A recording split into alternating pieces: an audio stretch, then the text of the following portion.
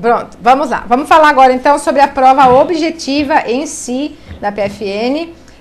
Fique à vontade para abordar da forma que achar melhor, falar primeiro dos grupos, como é dividido, a pontuação. Fique à vontade, professor. Vamos falar agora da estrutura da prova objetiva. Ok. Então vamos lá. A prova ela vai ser dividida em 3 grupos, né? Grupo 1, grupo 2 e grupo 3. O grupo 1, que eu diria com as matérias mais importantes, que é constitucional, tributário, financeiro, econômico e administrativo. Então esse grupo, na minha opinião, é o grupo mais importante no sentido de que contém as matérias mais relevantes para a Procuradoria. O grupo 2 traz disciplinas que são um pouco menos importantes, mas em compensação traz o processo civil, né, que são 20 questões de processo civil. Então, e a prova de processo civil da ESAF é uma prova muito puxada. Então, também tem que ter cuidado com isso, com o processo civil, né? A gente acha que para ser PFN basta saber tributário, não é assim. Tem que saber processo civil. A gente lida muito com processo civil. A prova da ESAF não é fácil, então dê atenção a essa disciplina. E o grupo 3, que é o grupo com o menor número de questões, que na verdade com 8 questões, tem aí penal, processo penal, trabalho, processo trabalho e previdenciário, né, que eles chamaram aqui de seguridade social. Eu falo que assim, a prova da PFN ela é dividida, na verdade, em 2 provas, né? De um lado, a gente pode trazer a prova de administrativo, tributário, processo civil, financeiro, econômico e administrativo, né? Eu acho que esse grupo de questões, esse conjunto de questões, sem dúvida alguma, são as questões que merecem maior atenção de vocês e que merecem, né, uma atenção mais ampla, no sentido de que vocês têm que estar preparados do ponto de vista doutrinário, do ponto de vista legislativo e do ponto de vista jurisprudencial. As outras disciplinas, que são as disciplinas que sobram, que estão distribuídas em grupos diferentes, né, elas são disciplinas que exigem mais a letra da lei. Por exemplo, direito civil. Se vocês pegarem as provas passadas de direito civil da ESAF, vocês vão ver que a maioria das questões são a letra da lei, né? Não tem muita viagem, não tem muito de onde fugir. É Código Civil, né? Tributário, administrativo, processo civil, aí não, aí as coisas já mudam, né? Aí vocês têm que estudar lei, doutrina e jurisprudência. Doutrina, eu diria que mais para a segunda fase, né? Eu acho que a doutrina ela é mais importante para você demonstrar conhecimento das abordagens doutrinárias numa segunda fase. Na primeira fase, sempre cai alguma coisa, né? Principalmente na prova de administrativo, na prova de processo civil, mas seria mais mesmo lei e jurisprudência, essas disciplinas. Tia, você quer que eu fale, então, os pontos importantes de cada disciplina, é isso? É esse o momento? Podemos falar. Sobre a divisão, o professor já falou tudo sobre a soma. Eu queria que o professor falasse sobre aquela situação, se tem que estudar mais num grupo, outro grupo, se pode zerar, se não pode zerar. Tem umas coisas, né, que eu acho que é bem relevante. Não adianta ser super bem naquela lá e deixar de estudar aquela outra. Tá, ok. Então, assim, o que mudou da prova passada para cá é que na prova passada você teria que ter 50% em cada grupo, e eram só 2 grupos, e 60% no total. Ou seja, você tinha que ter no mínimo de 50% no grupo 1, mínimo de 50% no grupo 2 e 60% no total, né? Hoje mudou. Hoje você tem que ter 50% em cada grupo, né? Por que eu falei para vocês que o grupo 3 é o grupo da morte? Pelo menos na minha perspectiva. O grupo 3... ele traz penal, processo penal, trabalho, processo trabalho e seguridade social. Vou dar um pouco da minha experiência. Penal e processo penal, assim, são 2 matérias com que eu não identifico. Trabalho e processo do trabalho, como geralmente acontece, quem estuda para os concursos trabalhistas sabe, quem não estuda, geralmente não tem tanta intimidade. E previdenciário também, para mim, não é uma matéria que me afeiçoa. Então, são 8 questões. Dessas 8, vocês vão ter que acertar pelo menos 4 questões. Então, eu queria que vocês tivessem muita atenção para esse grupo, né? Sempre reforçando que cada grupo, você não pode zerar nenhum grupo e nem pode obter menos de 50% de rendimento em cada grupo. É isso, a regra do jogo é essa. Você está perguntando que, na verdade, tem que ser um clínico geral, né? Vamos dizer assim? Digamos que sim, né? Mas você tem que... Assim, você deve ser um clínico geral, deve saber um pouco de tudo, mas existem algumas matérias que você tem que se especializar melhor. É como eu falei, as matérias de direito público são matérias que exigem uma especialidade maior do candidato, especialmente tributário, né? Está na cara, quem quer ser procurador da Fazenda não pode ir para o concurso sem saber tributário e processo tributário. Então, assim, quando você fala clínico geral, é nesse sentido, você tem que saber um pouquinho de tudo, mas você não pode ser clínico geral, você não pode saber só o superficial em tributário, em processo civil, tem que saber muito, né? Tem que se aprofundar. Conosco. Professor, vamos falar então agora, antes de vamos fazer aquele passo a passo de matéria por matéria, que eu combinei com eles aqui. A gente vai passando matéria por matéria, ok? O professor não vai falar assim, isso de cada matéria. Não. Ele vai passar na matéria e vai falar assim, olha, nessa matéria aqui, vocês deem mais importância nesse tema, e ele vai sugerir para vocês aí uma bibliografia que ele acha interessante de cada uma dessas matérias que ele vai passar aí, presentes aí no edital da PFN. Vamos lá? Vamos lá. Vou dar uma pescada aqui, tá? Pode colar, professor. Eu vou dar uma pescada aqui. A gente autoriza. Vamos pescar. Lá em Fortaleza eles chamam de pescar. Aqui é colar. Vamos lá. Então, vamos lá. Constitucional, a ESAF, ela tem verdadeira obsessão por controle de constitucionalidade, né? Tanto no concurso de procurador DF, que eu fiz e não passei, que fique claro, como no concurso da PFN, passei na primeira fase, né, do procurador DF, não passei na última. Sempre tem várias questões de controle. Então, eu sugiro que vocês deem uma olhada especial em controle de constitucionalidade, porque realmente a ESAF, ela não tem vergonha. Ela coloca mesmo 2, 3, já vi concursos de 4 questões de controle. Então, estudem bastante controle. Eu recomendo, eu sei que sim, nessa etapa do campeonato não dá mais para estar lendo uma obra toda, de capa a capa, obras aprofundadas, mas eu recomendo o livro do professor Gilmar Ferreira Mendes, Direitos Fundamentais e Controle de Constitucionalidade, que ele aborda tanto os direitos fundamentais, que é o outro ponto também que a ESAF tem uma certa tara, quanto a parte de controle. Então eu recomendaria esse livro do professor. Quem não tiver tempo de ler, né, e assim, é normal isso, porque está na reta final já, leia o Pedro Lenza. Eu acho que o professor Pedro Lenza, ele consegue captar as novidades aí dos temas de controle, aquela história lá que nem é mais novidade, né, constitucionalidade por arrastamento, aqueles conceitos, aquelas expressões, na verdade, que o Supremo acaba criando, né, os neologismos aí que o Supremo acaba criando, o professor Pedro Lenza, ele tem essa capacidade de trazer isso para o livro dele. Então, é um livro que eu recomendo, né, o livro do professor Pedro Lenza. Outro ponto importante para a ESAF é a teoria do poder constituinte. Também, eu fiz uma análise, né, das provas antes de vir aqui para a Tuticã e também pela minha experiência. Poder constituinte também é um tema que merece a atenção de vocês, né? Processo legislativo também e as competências constitucionais. Isso não quer dizer que outros temas não sejam cobrados, né? Lógico, ninguém está aqui fazendo previsão astrológica. Claro que outras questões vão ser cobradas, mas os pontos fundamentais, né, o núcleo fundamental, ele está nesses temas. Então, assim, resumindo, constitucional seriam esses.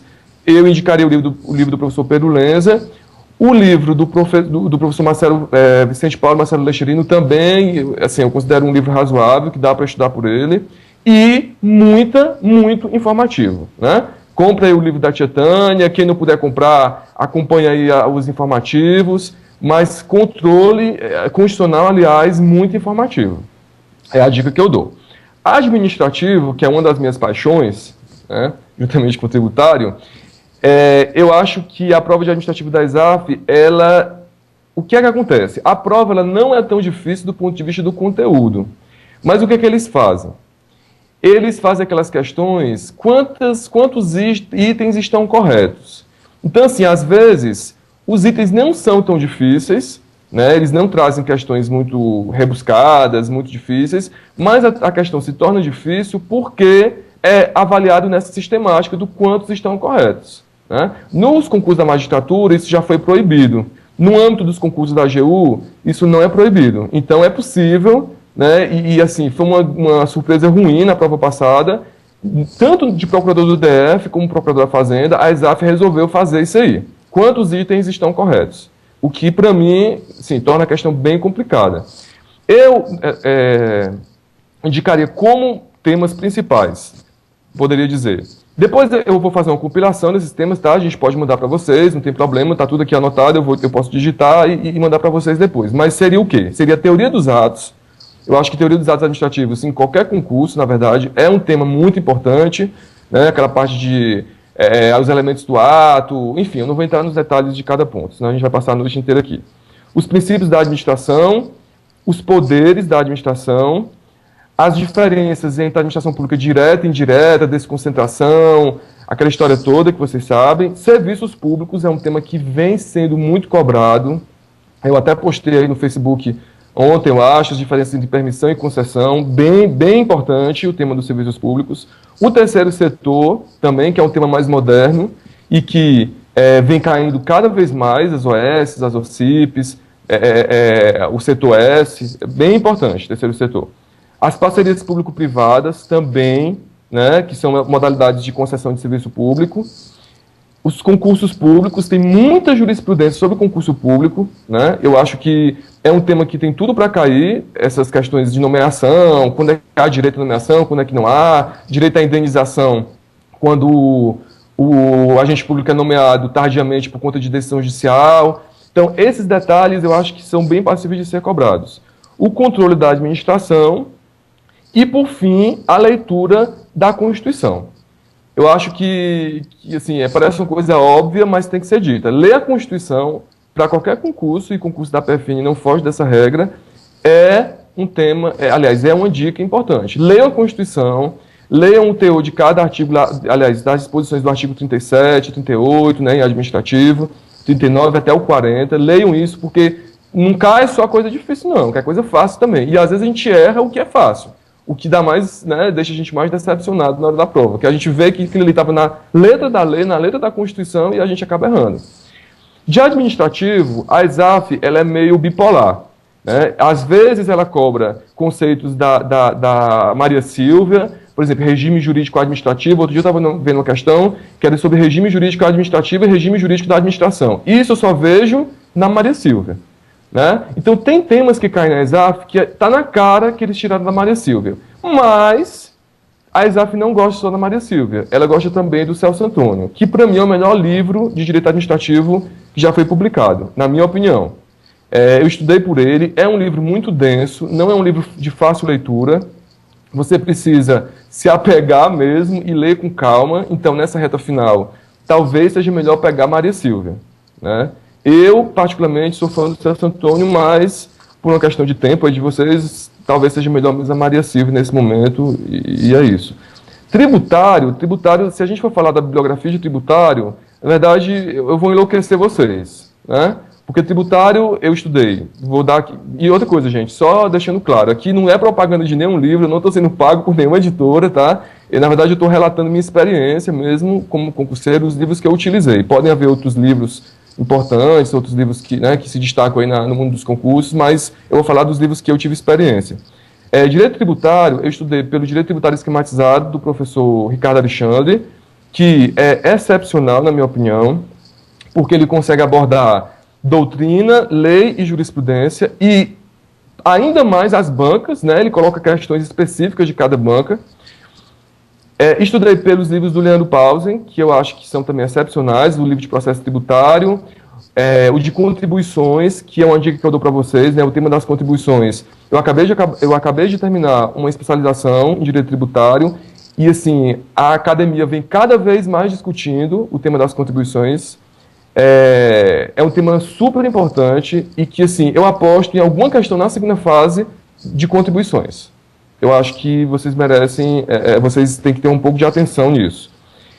Então, eu estudei pelo Ricardo Alexandre, pelos livros do professor Pausen e pelo livro do Mauro Luiz, que também é um livro excepcional, né, o livro de processo tributário. Me falaram que está esgotado, não sei se ele já publicou a edição nova, mas também é um livro muito bom. Eu destacaria, na verdade, o tributário, eu quando estava preparando a apresentação para vocês, eu pensei assim, na verdade, o tributário, a gente tem que estudar tudo, né? Mas, assim, no final, o que é que vai definir a aprovação? Eu acho que é estudar os pontos que a gente nunca estuda para os outros concursos, né? Porque assim, obrigação tributária, lançamento, prescrição e decadência, esses temas todo mundo estuda. Todo mundo que faz concurso, que cai tributário, magistratura, enfim, todo mundo estuda esses temas. Só que ninguém estuda a lei do CADIM, ninguém estuda cautelar fiscal, né? Então, eu vou destacar aqui para vocês temas que são importantes para a atuação da PFN. Né? São temas que não são tão estudados nos outros concursos, mas que vocês merecem ter um pouco de atenção neles. A Lei 10.522, ela é uma lei importantíssima para esse concurso. Porque a Lei 10.522, ela aborda o CADIM, né? É a lei do CADIM, e aborda os parcelamentos ordinário e simplificado no âmbito federal. Então, assim, leiam a Lei 10.522 com muito carinho. Na prova passada, nas duas provas objetivas, caiu a 10.522. Eu acabei postando essa semana aí, eu acho que na revisão da EBEG, ou foi no Face, eu postei um item lá da Lei 10.522 sobre o CADIM. Então, importantíssimo vocês lerem a 10.522. Outra lei importante é 123, Simples Nacional. Eu acho que vocês têm que ler. A gente não costuma estudar nos outros concursos, mas é uma lei importante, né, Simples Nacional.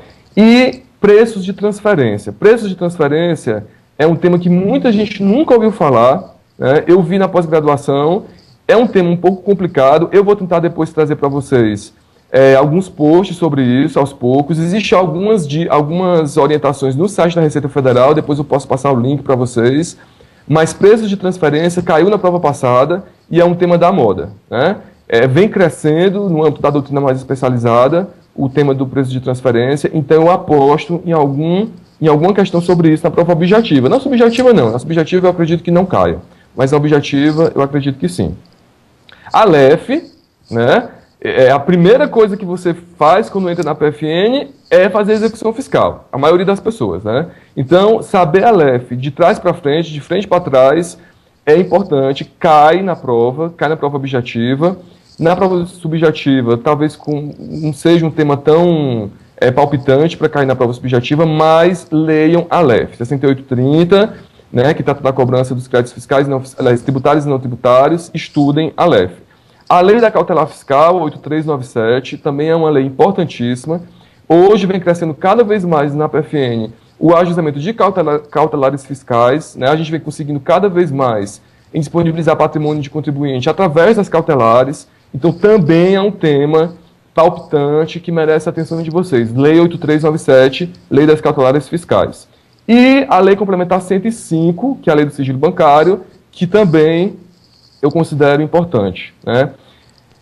Tributário e processo tributário é um mundo, né? A gente poderia dizer que, na verdade, vocês teriam que estudar tudo. Então, eu prefiro falar para vocês o que é menos frequente se estudar para que vocês deem atenção, ok?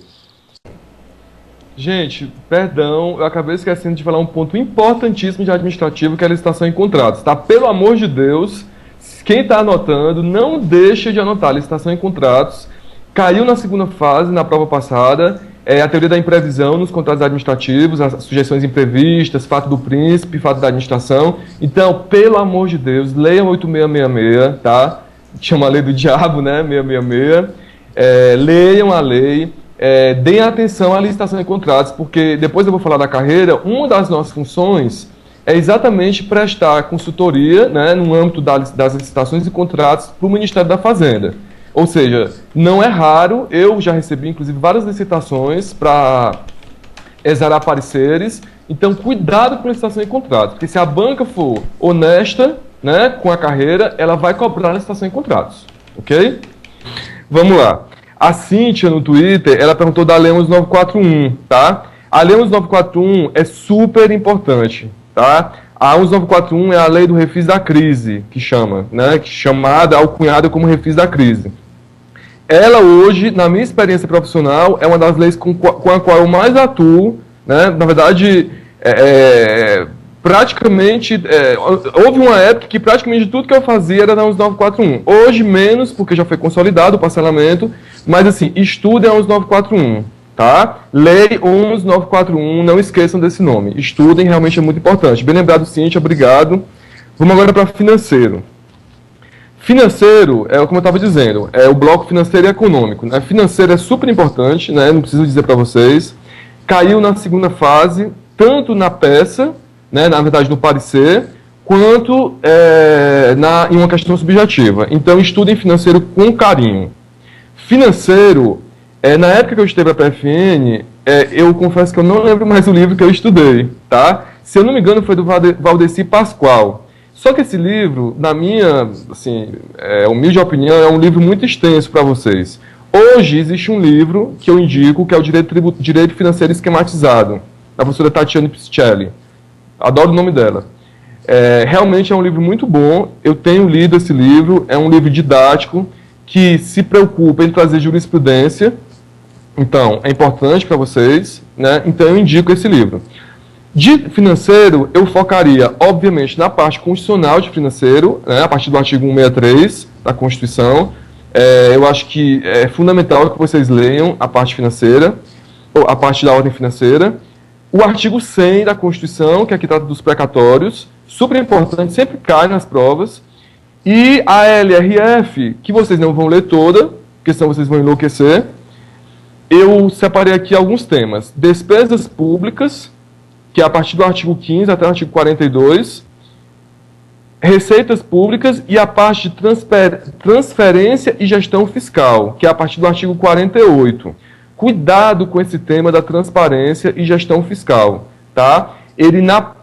A PFN está cada vez mais preocupada com a transparência, com o aumento de resultados, enfim, transparência e gestão fiscal são dois temas que hoje são os temas do momento na atuação da Procuradoria. Então, leiam a partir do artigo 48, tá? Que é a parte dedicada à transparência e gestão fiscal.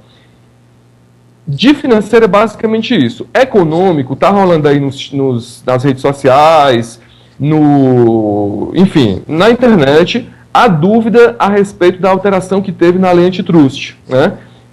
A lei 8429, ela vai perder vigência agora no final de maio, né? Ela foi revogada pela lei 12 alguma coisa, eu não decorei o número, e o edital ele traz que a legislação vigente, que entrar em vigência após a publicação do edital, ela não vai ser cobrada. Então tem muita gente perguntando, e aí, né? Será que o direito antitrust ele não vai cair no concurso? Porque assim, a lei antiga, a banca não vai cobrar, porque é uma lei revogada. A lei nova não pode ser cobrada por expressa cláusula editalícia. Então como é que fica? O que é que eu sugiro para vocês? O direito antitruste, ele não se resume à lei antitruste, né? Existem vários conceitos, por exemplo, acordos verticais, acordos horizontais, abuso de poder econômico, que são conceitos que o legislador positivou também. Mas são conceitos gerais, conceitos que a doutrina traz, desvinculados da nossa lei, né? Então, eu sugiro que tem um livro que eu estou lendo aqui para ele, que é o do professor Lafayette Josué Peter. Lafayette Josué Peter. Eu não sei, esse livro que eu tenho é a segunda edição, é da Verbo Jurídico. Esse livro é muito bom, ok? Na parte de direito antitruste. Porque ele não aborda só os dispositivos da lei, ele aborda também os conceitos, né? Então é importante que vocês leiam, porque assim, o examinador não vai deixar direito antitruste de lado, né? Ele não vai deixar à toa isso. Então, ele vai querer cobrar alguma coisa. E eu acredito que, tendo em vista essa questão a questão temporal da legislação, eles vão cobrar os conceitos. Então, cuidado com o direito antitruste. Em econômico ainda, eu destaco a ordem econômica na Constituição, mais uma vez, reforçando, né, que a leitura da Constituição é super importante.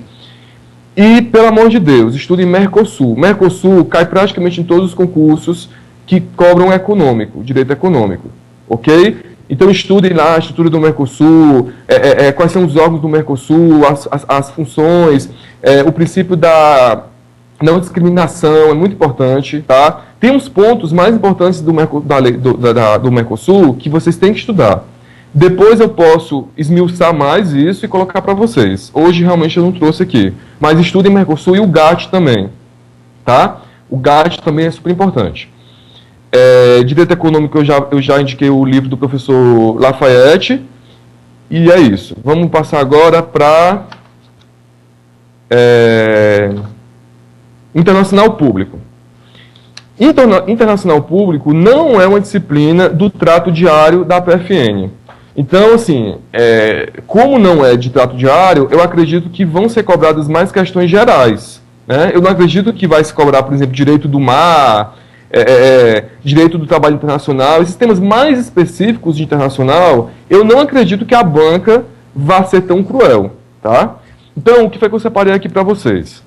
O livro que eu indico, que inclusive está no site da Tia Tânia, a bibliografia indicada, é o livro do professor Valério Mazzuoli, não o livrão dele, porque senão vocês não terminam nunca. É o livro, está lá indicado no site, é um livro pequeno, que trata de direito internacional. Deixa eu abrir aqui o arquivo. Depois eu falo para vocês exatamente o título, mas é um livro do Valério Mazzuoli, que foi publicado pela Revista dos Tribunais. É um livro resumido, tá? Que traz os principais pontos de direito internacional que para a PFN seria suficiente. Então eu indico esse livro. Eu estudei por ele.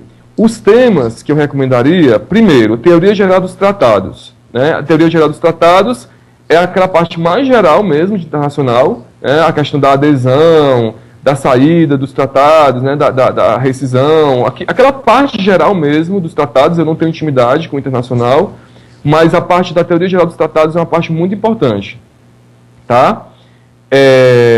Os modelos de internalização dos tratados, aquela discussão entre monismo e dualismo, ok? Principalmente à luz do CTN, vocês devem estudar, vocês devem dar foco a essa questão dos tratados em matéria tributária, ok? É muito importante. As fontes do direito internacional também, ok? São importantes se vocês estudarem, eu acho que são fundamentais. E cooperação internacional em matéria tributária. Eu acho que quem está fazendo concurso para a PFN, se existe alguma parte que deve saber de internacional, é a cooperação internacional em matéria tributária. Ok? Os acordos de bitributação, essa parte mesmo que envolve a tentativa da ordem internacional não bitributar, né, as receitas.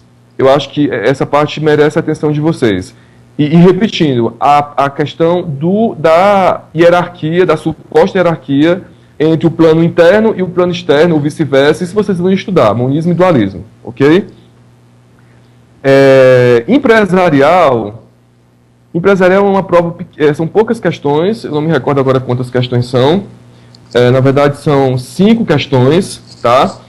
Eu separei aqui uns temas que seria a parte de societário, né, a parte de responsabilidade civil dos sócios, as diferenças entre a limitada e a SA, né, a parte da responsabilidade mesmo dos sócios, a parte de direito falimentar, especialmente quando ligada às questões tributárias, que é a questão da ordem de preferência dos créditos, né, os créditos extraconcursais, os créditos concursais, quando é que o crédito tributário ele é extraconcursal, quando é que ele é concursal, quando ele está, qual é a ordem de preferência do crédito tributário em relação aos outros créditos, ok? Isso é bem importante vocês estudarem.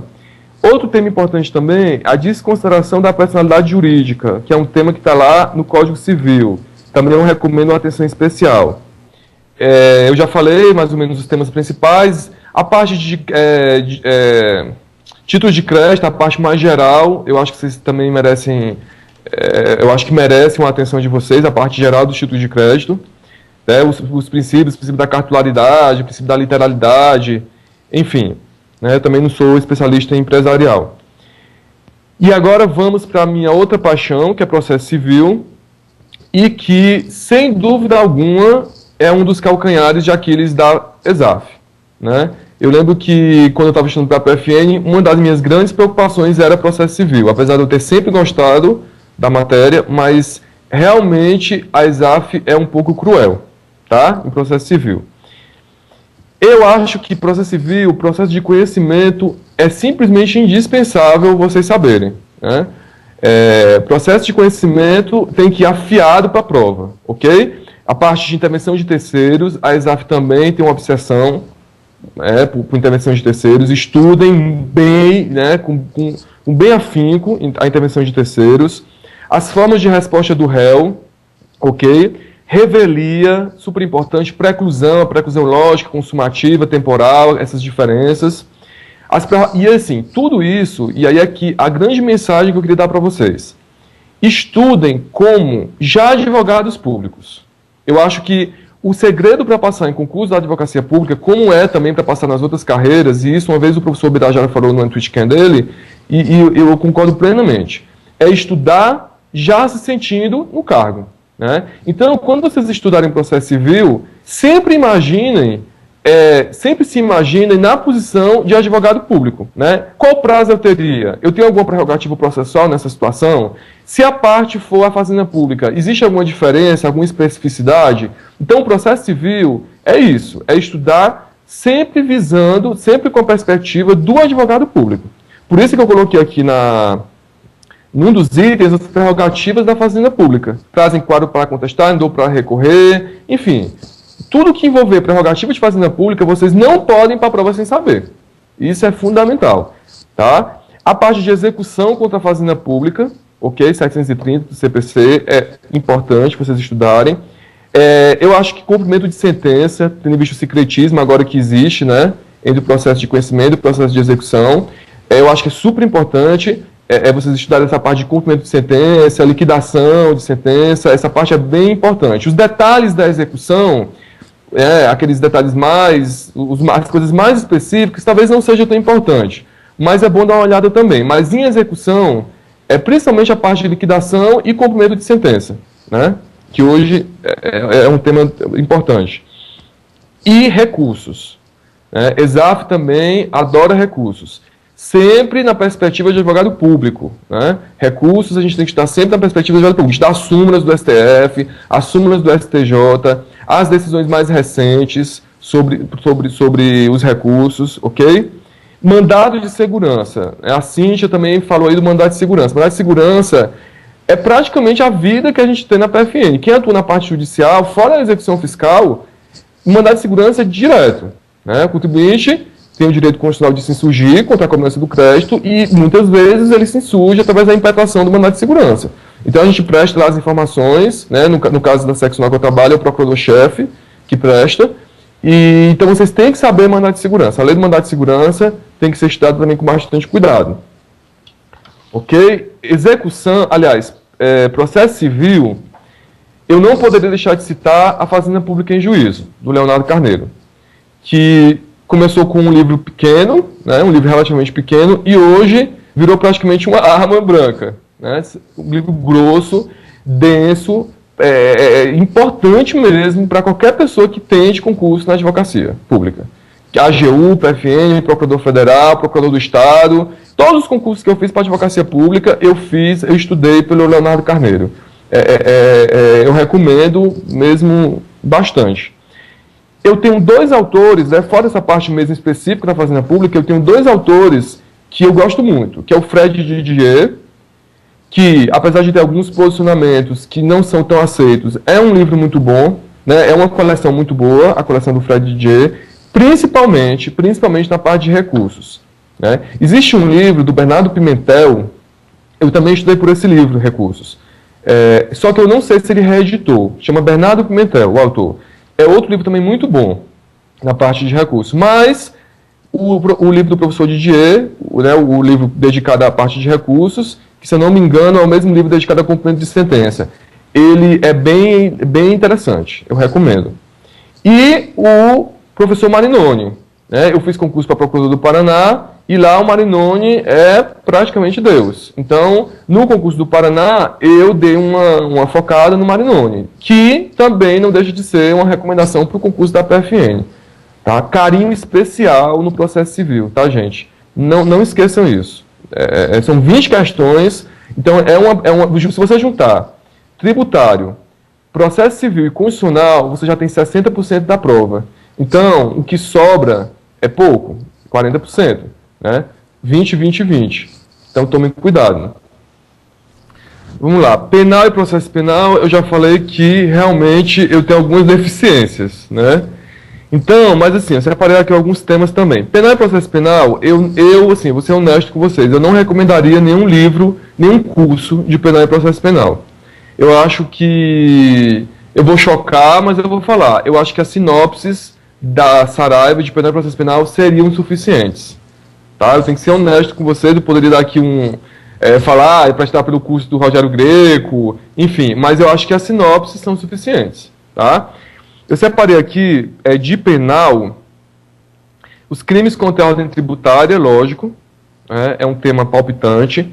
A parte geral mesmo do direito penal, vocês que estão estudando devem estar ligados, né, naqueles temas mais gerais, da parte geral do Código Penal.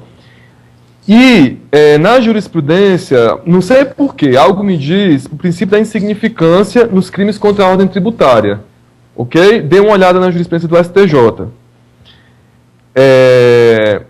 Processo penal, a parte de ação penal e inquérito, eu já vi várias questões da ESAF sobre esses dois temas, ação penal e inquérito, né?